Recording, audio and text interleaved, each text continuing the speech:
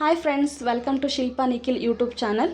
ನಾನಿವತ್ತು ಒಂದು ಒಳ್ಳೆ ರೆಸಿಪಿ ಮಾಡಬೇಕು ಅಂತಿದ್ದೀನಿ. ಗಣಕೆ ಸೊಪ್ಪಿನ ಸಾಂಬಾರು ತುಂಬ ಟೇಸ್ಟಿಯಾಗಿರುತ್ತೆ. ಇದಕ್ಕೆ ಮೊದಲನಾಗಿ ಬಾಣಲಿ ಬಿಸಿ ಆದಮೇಲೆ 1 ಟೇಬಲ್ ಸ್ಪೂನ್ ಎಣ್ಣೆ ಹಾಕಿ, 1 ಟೇಬಲ್ ಸ್ಪೂನ್ ಜೀರಿಗೆ ಹಾಕಿ, ಆಮೇಲೆ 1 ಗಡ್ಡೆ ಬೆಳ್ಳುಳ್ಳಿನ ನೀಟಾಗಿ ಬಿಡಿಸ್ಬಿಟ್ಟು ಹಾಕಿ, ಆಮೇಲೆ 2 ಮೀಡಿಯಮ್ ಸೈಜು ಈರುಳ್ಳಿನ ಕಟ್ ಮಾಡಿ ಹಾಕಿ ನೀಟಾಗಿ ಫ್ರೈ ಆಗಬೇಕು. ಇದು 3 ಐಟಮ್, ಜೀರಿಗೆ, ಬೆಳ್ಳುಳ್ಳಿ, ಈರುಳ್ಳಿ ನೀಟಾಗಿ ಫ್ರೈ ಆಗಲಿ. 2 ಮೀಡಿಯಮ್ ಸೈಜ್ ಈರುಳ್ಳಿ ಸಾಕು ನೋಡಿ. ಈ ರೀತಿ ನೀಟಾಗಿ ಫ್ರೈ ಆಗಬೇಕು. ಫ್ರೈ ಆದಮೇಲೆ ಟೊಮೊಟೊ ಹಾಕಿ, ಟೊಮೊಟೊ ಬಂದ್ಬಿಟ್ಟು ನಾನು ಬಾಣ್ತಿಯವ್ರಿಗೆ ನೀವು ಮಾಡ್ತಾಯಿದ್ರೆ ಸ್ಕಿಪ್ ಮಾಡಿ, ಬರೀ ಬೆಳ್ಳುಳ್ಳಿ, ಈರುಳ್ಳಿ, ಜೀರಿಗೆ ಹಾಕಿ ಸಾಕು. ನೀವು ನಾರ್ಮಲಿ ನೀವು ಮನೇಲೆಲ್ಲರೂ ಊಟ ಮಾಡೋದಕ್ಕೆ ಅಂದರೆ ನೀವು ಟೊಮೊಟೊ ಬೆರೆಸ್ಕೊಳ್ಳಿ. ನೀಟಾಗಿ ಅದಾಗಬೇಕು ನೋಡಿ. ಗಣಕೆ ಸೊಪ್ಪನ್ನ ನಾನು ನೀಟಾಗಿ ಬಿಡಿಸ್ಕೊಂಡು ವಾಶ್ ಮಾಡಿ ಇಟ್ಕೊಂಡಿದ್ದೀನಿ. 3 ಇಡಿ ಆಗೋಷ್ಟು ಇಟ್ಕೊಂಡಿದ್ದೀನಿ. ತೊಳೆದು ನೀಟಾಗೆಲ್ಲ ಎಲೆ ಮಾತ್ರ ಬಿಡಿಸ್ಕೊಳ್ಳಿ ನೋಡಿ. ಇದು ಕೂಡ ಈರುಳ್ಳಿ, ಬೆಳ್ಳುಳ್ಳಿ, ಟೊಮೊಟೊ ಕೂಡ ಫ್ರೈ ಆಗಿದೆ. ಅದಕ್ಕೆ ಇವಾಗ ಗಣಕೆ ಸೊಪ್ಪನ್ನ 3 ಹಿಡಿಯೋಷ್ಟು ಅದಕ್ಕೆ ಸೇರಿಸ್ಕೊಳ್ಳೋಣ.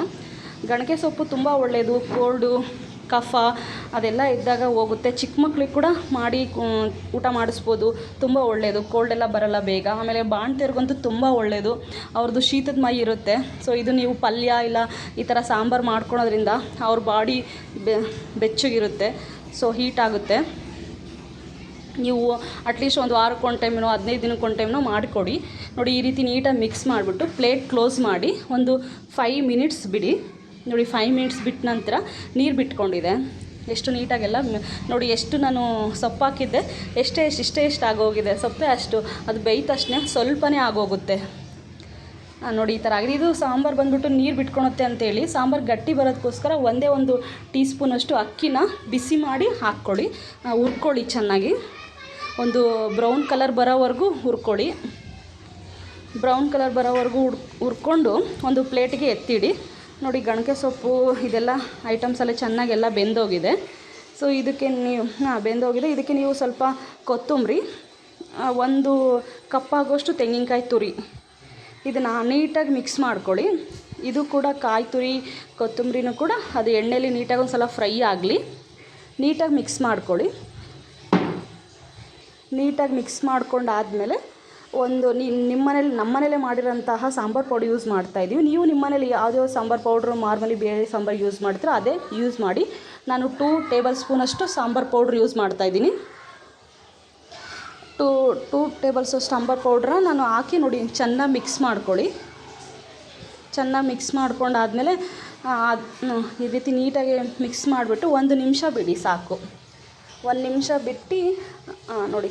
1 ನಿಮಿಷ ಬಿಟ್ಟಾದ್ಮೇಲೆ ಈ ಥರ ಆಗಿದೆ. ಅದನ್ನ ಜಾರ್ಗೆ ಹಾಕ್ಕೊಂಡು ಇದು ಕಂಪ್ಲೀಟ್ ತಣ್ಣಗಾದಮೇಲೆ ಅಕ್ಕಿ ಹಾಕಿಬಿಟ್ಟು ಗ್ರೈಂಡ್ ಮಾಡ್ಕೊಳ್ಳಿ ನೋಡಿ. ಗ್ರೈಂಡ್ ಆಗಿದೆ ನೋಡಿ. ಇದನ್ನು ತುಂಬ ಸಾಫ್ಟಾಗಿ ರುಬ್ಕೋಬೇಡಿ, ತುಂಬ ತರಿನೂ ರುಬ್ಕೋಬೇಡಿ, ಮೀಡಿಯಮಾಗೆ ರುಬ್ಕೊಳ್ಳಿ. ನೋಡಿ ಈ ಇದರಲ್ಲಿ ರುಬ್ಕೊಳ್ಳಿ ಈ ಥರ. ಇದಕ್ಕೊಂದು ಸಣ್ಣದಾಗಿ ಒಂದು ಒಗ್ಗರಣೆ ಕೊಡಬೇಕು ನೋಡಿ. ಪಾತ್ರೆ ಇಟ್ಟು 1 ಟೇಬಲ್ ಸ್ಪೂನ್ ಆಯಿಲ್ ಹಾಕ್ಬಿಟ್ಟು ಸಾಸಿವೆ, ಜೀರಿಗೆ, ಕರಿಬೇವು, ಬೆಳ್ಳುಳ್ಳಿ ಹಾಕಿ ಮಾಡಿದರೆ ಒಗ್ಗರಣೆ ಕೊಟ್ಟರೆ ಸಾಂಬಾರು ರೆಡಿ ಆಗುತ್ತೆ. ಇದು ತುಂಬ ಒಳ್ಳೆಯದು. ಮಾಡ್ಕೊಳ್ಳಿ ಯಾವಾಗಾದರೂ ಒಂದೊಂದು ಟೈಮು. ಅಟ್ಲೀಸ್ಟ್ ಒಂದು ವಾರಕ್ಕೆ 1 ಟೈಮ್ ಆದರೂ ಮಾಡ್ಕೊತೀನಿ ನೋಡಿ. ಒಗ್ಗರಣೆ, ಬೆಳ್ಳುಳ್ಳಿ ಎಲ್ಲ ಹಾಕಾಯಿತು, ಕರಿಬೇವು ಹಾಕಿದ್ವಿ, ನೀಟಾಗಿ ಫ್ರೈ ಆಗ್ತಾಯಿದೆ. ಇದು ಫ್ರೈ ಆದಮೇಲೆ ರುಬ್ಕೊಂಡಿರೋಂತಹ ಅದು ಮಸಾಲಾನ ಇದಕ್ಕೆ ಒಗ್ಗರಣೆಗೆ ಹಾಕ್ಬಿಟ್ಟು ಚೆನ್ನಾಗಿ ಮಿಕ್ಸ್ ಮಾಡ್ಕೊಳ್ಳಿ. ಮಿಕ್ಸ್ ಮಾಡಿ 1 ನಿಮಿಷ ಬಿಡಿ.